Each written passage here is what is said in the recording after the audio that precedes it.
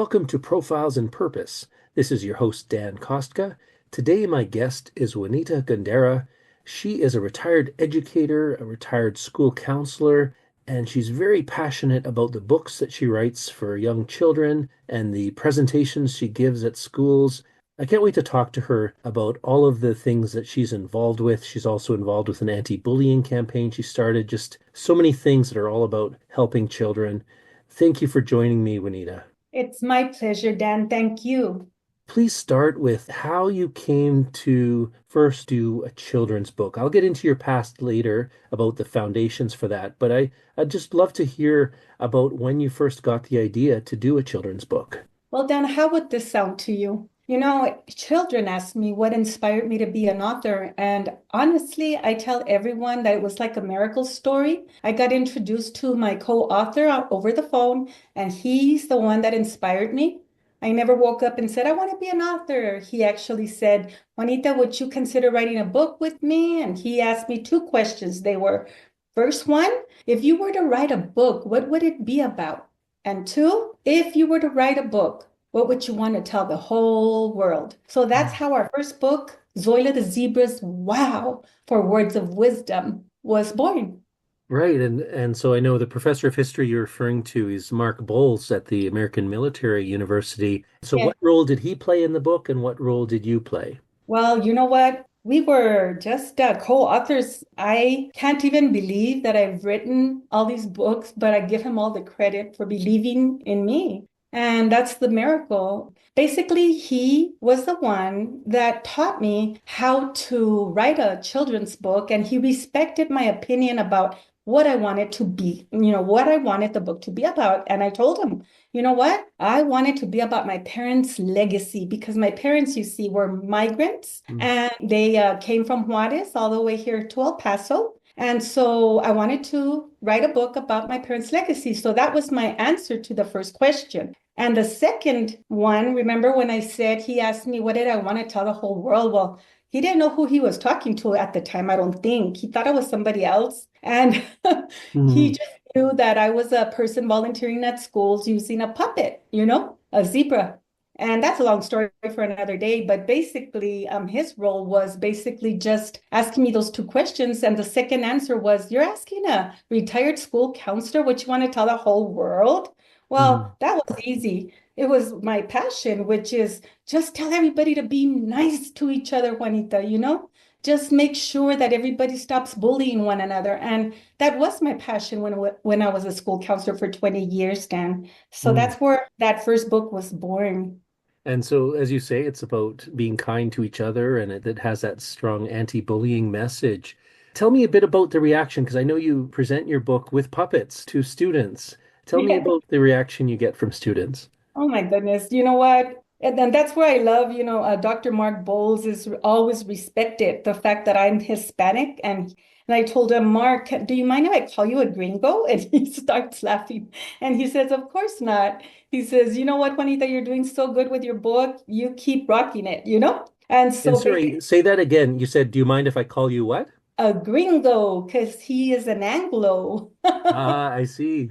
You see, and that's important because I believe that it doesn't matter what race you are. That's what I promote all over. And the kids react to the puppets really great. As a counselor, I always use puppets, if you will. Mhm. And the kids just pay more attention. And I've always been a dancer, and you'll see why in my first book. It talks about my mom loving music and dancing. And so that's what I'm all about. And I share my passion on anti-bullying using Latin music because I'm a Latina and puppets because they've always gotten the children's attention, so they love it and they dance along with me, and the Mm. message comes out, the wow, the words of wisdom. I have to say that the way that I came up with the answer to anti-bullying was developing these 5 words of wisdom, which I feel are the reason that this book has gone international. What I mean by that is, I'm going to tell you what they are real quick, Dan, because I think everybody really needs to practice these. The Mhm. first one is just follow the golden rule, treat others the way you want to be treated. And the second one is be your best self. My parents taught me that was being humble, kind, and share your wealth, meaning your money and your knowledge. And then the third one, if you get angry, please stop and think, people. Please stop and think before you open your mouth, use your hands or feet. Number four is be a good listener. We talk, that's why God gave us, two ears and one mouth so we could Mm. listen to one another. And the last one is communication is key. And I'm a Spanglish author because I say it in English and Spanish. Hablando se entiende la gente. And I tell them, no gritando, not yelling. So I've taken this message to all the districts here in El Paso, and I think they've been embraced very warmly by all the schools that I've visited here. But I still have a long ways to go. If God permits, I would love to continue this. But we have now one, two, three books, Mark Bowles and I just created my own self-published book, and that's another one. So I'll stop there because there's a lot. Help me understand. So the first book, Zoila the Zebra, am I pronouncing that Yes, correctly? yes, Zoila the zebra. Right. So is it purely in English or do you mix in some Spanish words? Oh, that's a great question. Actually, the book is mainly in English on purpose, Hmm. and we put in enough Spanish words because I promote family literacy. You see, I remember when my mamacita was alive and, she just spoke Spanish. So her excuse was always like, no, mija, you do everything by yourself because I don't know English. So now I go around telling the families, you want to buy my books because, you have no reason not to sit down with your child every day for 5 minutes and read it. There's a few Spanish words in there. Even if you read one or two pages, that's more than enough. There's a lot of Mm, benefits that come with family literacy, and that's another lesson. But basically, I'm sure you agree that reading in family surrounding is so rewarding for the child. absolutely. I was surrounded by books when I was a kid, and I've continued that legacy. I have two small children, and our house is full of books, both children's books and adult books. So we love books. Yeah, see, and my mamacita did the best she could.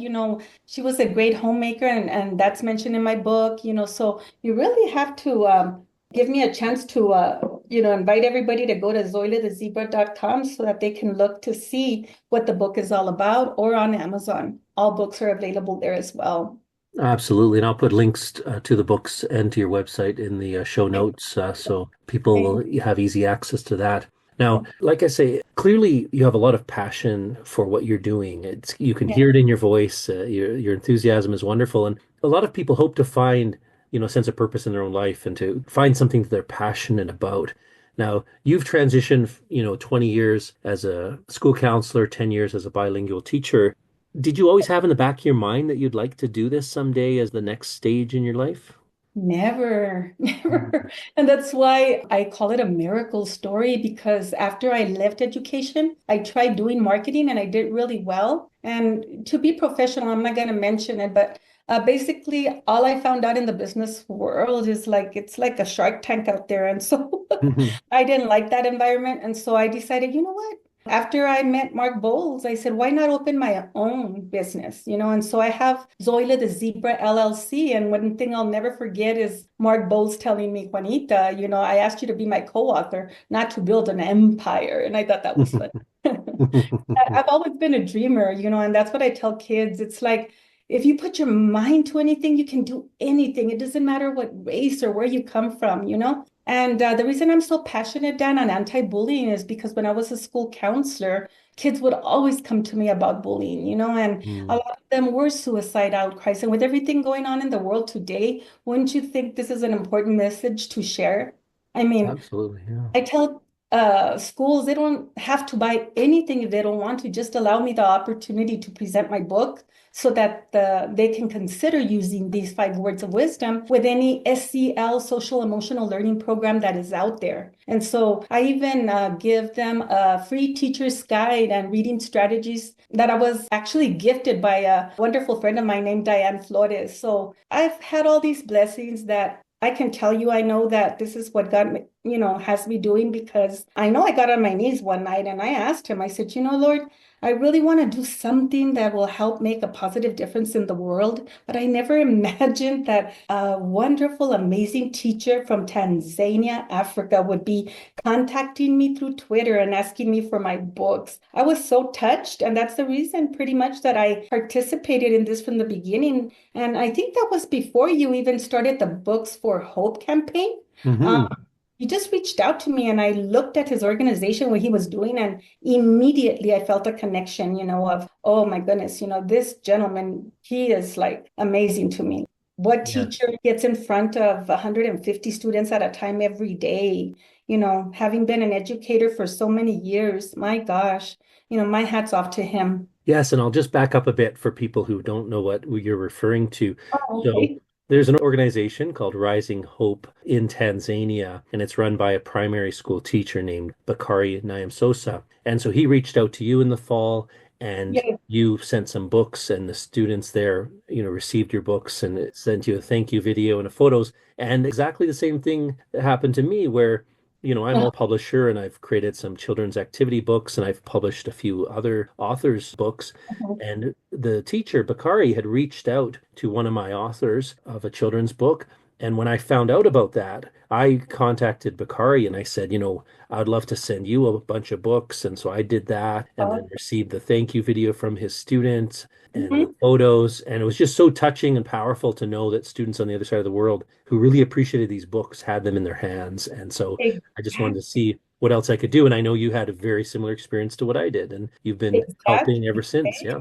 Yeah, and when I shared that video with my sons, one of my sons, the youngest one, told me, Mom, can you believe your book has reached Africa? It's now worldwide. And I go, Yes. well, it's not even about that. It's about helping these beautiful children who Yes. amazed me when they were reading the book, in the video. They were like fluently reading it so beautifully. So this teacher is doing amazing work out there, honestly. Absolutely is. And I'll definitely put a link to Rising Hope in the show notes as well. And also, Okay. Books for Hope, which you mentioned, is a campaign that I started in order to encourage other children's authors to do what you and I did, which is send our books there. And in exchange, we get some good public relations because they share photos and videos of the students enjoying the book. So it's really just a win-win, just for the simple cost of a few books plus shipping. An Yeah. author can know that they're making a real difference and get some publicity too. Exactly. And Yeah. I think people, I would like people to know is that if it's in your power to donate to this organization, I'm one to vouch for them being a credible organization. I've already been able to help them by having my family and friends, donate to this beautiful cause. And in doing so, we got blessed back because he sent us pictures of these young ladies holding up sanitary pads during their menstrual cycle so that they wouldn't have to miss school. Can you imagine, Yes. Dan? I mean, we take so many things for granted. So that's what's really the reason, it's like be blessed to be a blessing, pretty much. Absolutely. Yes. I'd encourage, yeah, if any children's authors are listening to this, to consider donating books or anybody who's in a position to support the organization. Because, like you say, any funds that you can donate, they'll use for worthy causes such as purchasing sanitary pads so young girls don't miss school. So, yeah, wonderful cause. Now, I think it's really key that often when people find something that they're passionate about and that really gives them a sense of purpose and mission, like you clearly have, it's often connected to their roots. You touched on your roots just a little bit, talking about your parents being from Mexico, and you, in fact, were born in Mexico, right? What age did you guys move to El Paso? That's a great question. I was a baby. I was Mm, like 9 months, and my sisters, they're like 4 or 5 years older than I am. And my younger mm, brother, he's a year younger. I mean, 5 years younger. And so I don't know exactly, but all I know is that they always promoted love in our home. mm. And they always told us that we could be anything we wanted to be and live the American dream, and that all their sacrifices were being done for us to have a better life than them. And all I could think of was, why better? I mean, we have it good. We have a roof over our head. Yes, it was in the most beautiful house on the outside, but on the inside, it was very warm. It was Mm, loving and kind. And, I'm not making this up. I mean, this is what I feel that a lot of families need to hear today is that we have forgotten, that the education starts at home first with mm, morals and values. And then mm. on to our schools, our teachers are expected to implement these social emotional learning programs. That's great. But shouldn't education start at home first, Dan, Yes. and then And I'm, out into our community? and I'm curious, Juanita, did the teachers have particular influence on you when you were small? Oh, yes, sure did. I remember one teacher, how funny you should ask me that, and just popped into my head. Her name wasn't Miss Geisler. She was a middle school teacher. She was an English teacher, in fact. And I remember clearly one day I went to school and they all told me, congratulations, congratulations. And I was like, what are they talking about? All the other students, I would run into the hall. As you know, we have several classes during the day if you're in middle school. And when I walked into Miss Geisler's English class, all my homework papers and graded papers were posted on this big bulletin board highlighting me for the whole, eighth grade, or sorry, sixth grade, I think it was, students to see. So Mm, again, being recognized, for your morals and values is what Zoila the Zebra is all about.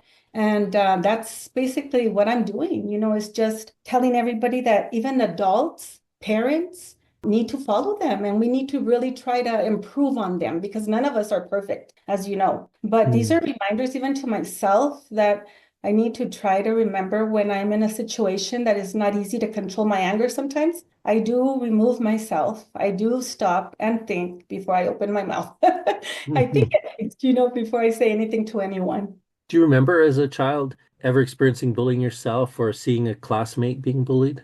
Yes, actually, I do. Only one incident I was bullied was I was in the orchestra in elementary, and I remember that my teacher used to recognize me a lot because he said that I had a very nice vibrato on my viola. And Mm, so I guess another girl who was sort of kind of jealous of that walked after school, with her violin case, poking me, where in the rear as I was walking. mhm. And so I don't remember. Oh, yes, a teacher intervened, thank God. And nothing happened from there on. But that was the only time I remember. But do you remember feeling protective of others if you saw someone being mistreated, or did that develop over time? You know what? I think being a school counselor, I think that's Mm, when I realized that, teachers would ask me, Ms. Gandara, what can we do, to help our students improve their behavior? And unfortunately, back then, I didn't really have the short, simple to the point answer like I do now. hmm. Those 5 words of wisdom are based on 20 years of school counseling. Basically, like listening. A lot of things I found out were parents, sometimes we don't listen to our children or vice versa with teachers and students, students with teachers. You know what I'm saying? So Yes. I didn't have a clear answer for them, but I did give them, like the best tools, I guess, like behavior contracts and training, like when we had classroom presentations and such. Now, I want to say I have the answer in those 5 words of wisdom because I had Mm. a lot of time to think about it after I retired. And so obviously I wasn't supposed to retire to retire. Do you remember when you first thought that you might become a teacher or a counselor someday? As a teacher, it was because as a child, I remember when I played with my friends, I always had to be the teacher. So I Mm, think it was something just built inside me. But then, as I was a teacher, and then a lot of students would come in before class to talk to me about their personal problems. And I remembered that I thought, you know what? After I got divorced, I found out that, if you went into counseling, which is something that I did very well back then too, paid more than a teacher. So I went back, got my master's in counseling. And then I loved it more than I did teaching. So that's the truth. Why? Because mm, I just get to listen to kids and help them out and prevent some of them from doing something maybe that they shouldn't do? hmm. I'm sure in those 20 years as a school counselor, you have many memories and many experiences with students, of course. Are there some that you can share, like in just general terms, of course, respecting privacy, just Yes. when you felt like you really connected with a person or it made a difference for Oh, them? thank you for asking that question. This happened about 3 years ago. I was in the hospital. My son had surgery, and I remember this young man coming up to me with a beard, okay? And he says, Miss Gandara, is that you? And he told me who he was. And he goes, remember, I went to see you when I was in because I was a middle school counselor, pre-K to sixth grade counselor at the Mm, time. And mhm, this young man, asked me, "Do you remember you helped me so much?" And I'm like, "First, tell me who you are." What school did I meet you at? Because I was a counselor for 20 years, right? And this young man, well, he was grown already out of high school. And I said, "I'm sorry, Mijito, I don't remember you." And I said, "Tell me what I did for you." And he said, I went to you because remember that I had to have open heart surgery. And because of it, I couldn't run fast and they would make fun of me and bully me. And I said, "Yeah." And he says, "Well, that made such a difference when you gave me the advice that you did." I go, "And what was that?" And he said, "Well, you mm. think that I didn't have to be in sports, that I didn't, that I could be in orchestra or in band if I wanted to. So that's what I did. I joined band. And do you know that because I joined band, I felt like part of a family in high school?" And he goes, "After I graduated, what is the one that's not the valedictorian, but the one underneath? I don't There's know. a position that's the highest student, grade point average in high school, and then the one that comes next." Well, that's what he got. And he says, I give you a lot of credit, Ms. Gandara, because you changed my life because of that. And that makes me choke Mm, up because mm, he decided to go into being a priest. wow. Now, isn't that something? So I hadn't thought of that till right now, till you asked. Yeah, no, there's a lot of stories, but that one is the one I remember the most. Yeah, of course. And I'm sure he was just one of many young people that you had a positive impact on. I'd So like to think so, yeah. Dan. Yes. Yeah. Now you have the ability to make an impact on even more children, and not just in your local area, Yeah. but anywhere around the world who has access to your books. And children in Africa now have your books. So that's wonderful. Exactly. And what's wonderful is I can do author visits on Zoom as well. I don't have to Mm. travel if I don't, if I can't or they can't afford to pay me, to cover the trip because that's how it works. That's why right now I'm not traveling so much because, I've been an author 6 years and I want you to know that it's been hard work, but it's been fun. It's been rewarding. And so I love doing it. Yes, and now you have four books in total, correct? Yes, four and one in the oven. And Ah, I see. yeah, one in the oven and that one will have to be a surprise, Dan. But it's Okay. working with special needs children. Yeah, And my illustrator is just taking time to really, use his creativity to create the pictures because he was the illustrator in our first three books. And so he works full time. And so, I didn't want to pressure him. right, right. Can you talk a bit about your vision for the future? What would you like? Obviously, you have more books on the way. I'm sure you, after this next one, you'll have even more that'll come to you. What else would you like to do in the future in terms of impacting young people? Well, wherever they'll have me now. I mean, Hmm. I've never really thought of traveling that much, but right now I'm in a place where, you know what, I can if they ask me to. And so I am just like looking forward to just making a positive difference wherever they invite me. And if I can go, I will go. And if not, we can do a Zoom visit. That's pretty much it. I mean, what's funny is that Dr. Mark Bowles, I told him, no, you know what? Zoila the Zebras, wow, that's the only book. I'm happy just with one book. No, and then he came up with, Juanita, what's another subject that maybe we can do together that, will help children? I go, oh, well, the one about the armadillo, how to stop armadillo tears, about children being rejected, some mental awareness, if you will. And Armando, he has these big tears coming out because he goes out into the playground. Nobody wants to be his friend. Zoila sees him crying and says, "Hey, Armando, I'll be your friend." Then she starts highlighting all his qualities, and then everybody wants to be his friend. Get it? Mm-hmm. So we created that book together. And I have to say that Dr. Mark Bowles and I were meant to be co-authors. He has a brilliant mind, I tell him. And mine is more like I'm brilliant in my own way, meaning I love music and puppets, and I'm the creative one with all that, So we make a good co-author team. But he inspired me so much that I decided to just write my first self-published book. Mention the title again of the most recent self-published book. Oh, it's called The Magical Journey of Little Raquel La Churros, Courage of a Migrant Child. And it's based on the story of one of my dear friends, Rachel Martinez. She's the one that said, "Hey, Juanita, why don't you write a book about me? I was also a migrant child from Juarez like you, but I came when I was in the fourth grade to El Paso and they used to make fun of me. And so why don't you write a book about my childhood and what I faced?" So it was sort of kind of like anti-bullying, how it makes a migrant child feel. And so I pretty much am teaching children to recognize that we're all different again and that, we shouldn't be bullying one another and that we should help them learn English so that they don't feel bad instead of making fun of them. Sounds like another great book. And what do you see as your sense of purpose? Like, what's driving you right now to do all these different projects? I don't know how this is going to sound, but every day I wake up praying, guide my steps, Lord, guide my steps. And wherever it is that I end up stepping, it seems like it was just meant to be. Like I was recently contacted by one of my older friends, Mr. Tony Alvarado. I'd like to mention his name because he saw me and he actually donated a mascot, a large zebra worth $1,500, Dan, and he just Mm, donated it for free. So now he just recently contacted me. He's going to hold a health fair, and I'm going to promote mental awareness there using my new book and puppet, Churros, La Churros. mhm. And this is coming up soon. So he's allowing me to be part of it. And, it just keeps getting better. I really couldn't answer that as to the purpose other than what I just said. It's like God is just guiding my steps. So I'm trusting in his purpose for my life. Yeah, it's very inspiring for myself, and I'm sure for others to hear the energy and enthusiasm you bring to what you're doing. And it is amazing the amount of energy you tap into when you find work or volunteer work or any activity that is connected to your values, right? And it gives Yes. you that sense of purpose. Exactly. And, I never saw myself as a motivational speaker, but people tell me that, well, one of my friends is, well, no, she corrected me. She said, her name is Laura Rizzo. Laura, she's a Dr. Laura Rizzo now. And she told me, you know what, Juanita? I call myself a Latina storyteller. And I go, I like that. I like that. Can I use the same thing?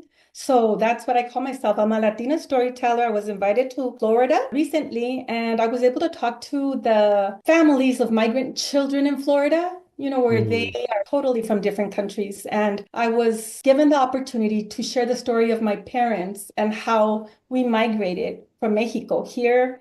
And it was such a rewarding experience again. And, so I ended up being like a motivational speaker, but mm. it's a Latina storyteller is what I like to be called as well.